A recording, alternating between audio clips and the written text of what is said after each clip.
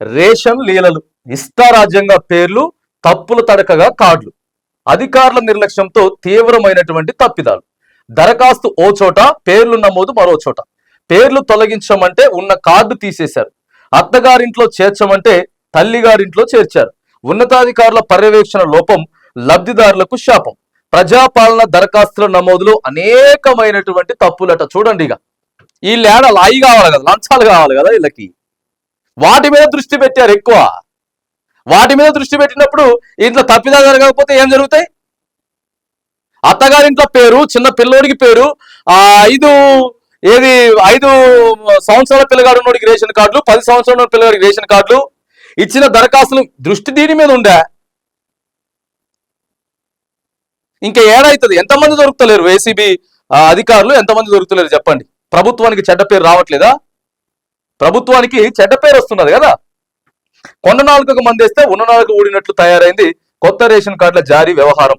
కార్డుల్లో పేర్లు యాడ్ చేయడం కోసం, కొత్త కార్డుల కోసం తప్పులు సరిచేయడం. ఇగో సో ఇట్లా అందరు కాదు, అందరు అధికారులు కాదు, అందరిని కూడా అంటలేం, అన్ని డిపార్ట్మెంట్లో అందరు కాదు.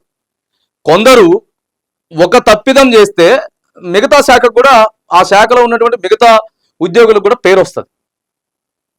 కొత్తగూడెం జిల్లాలో చూడండి, 14 మంది దొరికిరు మొత్తం అధికారులు. సో వీళ్ళకి దీని మీద ఫోకస్ ఉంటే దాని మీద చేయలేరు కదా పని. ప్రభుత్వానికి తద్వారాగా ఏమైతా ఉంటది, ఇందిరమ్మ ఇండ్ల విషయం కానీ, రేషన్ కార్డు కీలకంగా పథకాలు ఇవ్వాలని చెప్పేసి అనుకుంటుంది ప్రభుత్వం. మీ వల్లే కదా ప్రభుత్వానికి మంచి పేరు వచ్చేది. సో దాన్ని తీసుకుపోయి దృష్టి వేరే దగ్గర పెడితే ఇట్లా అవుతుంది. ఇష్టారాజ్యంగా పేర్లు వస్తా ఉన్నాయి. దీనివల్ల ఏమవుతుంది, ఇప్పుడు ఇందిరమ్మ ఇండ్ల విషయం కూడా అంతే. అర్హత లేని వాళ్ళందరికీ పేర్లు వచ్చినాయట.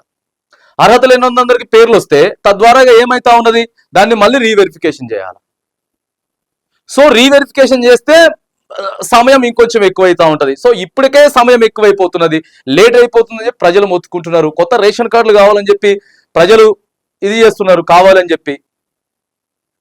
కానీ ఇట్లా దారుణంగా ఉన్నటువంటి పరిస్థితులు ఉన్నాయి. అధికారులు మరి ఎందుకు నిర్లక్ష్యం వహిస్తా ఉన్నారు? కొందరు అధికారుల వల్ల అందరికి పేరు వస్తా ఉన్నది, ప్రభుత్వానికి పేరు వస్తా ఉన్నది, మిగతా అధికారులకు పేరు వస్తా ఉన్నది. లేట్ అయిపోతా ఉన్నాయి, ఇష్టారాజ్యంగా పేర్లు వచ్చినాయి. కరెక్ట్గా ఎంటర్ చేయట్లేదు అనేది మాత్రానికి ప్రధానంగా అధికారులు తప్పిదాలు ఎక్కువగా ఉన్నాయని చెప్పేసి కనబడతా ఉన్నది. అధికారులు దయచేసి దృష్టి పెట్టి ప్రజల కోసం, ప్రభుత్వం కోసం పనిచేయండి. మనం జీతాలు తీసుకుంటా ఉన్నాం కదా, జీతాలు తీసుకుంటున్నప్పుడు పర్ఫెక్ట్ గా పనిచేస్తే తద్వారాగా మీ శాఖకు కానీ, మీకు కానీ, ప్రభుత్వానికి కానీ మంచి పేరు వచ్చేటటువంటి ఆస్కారం ఉంటది.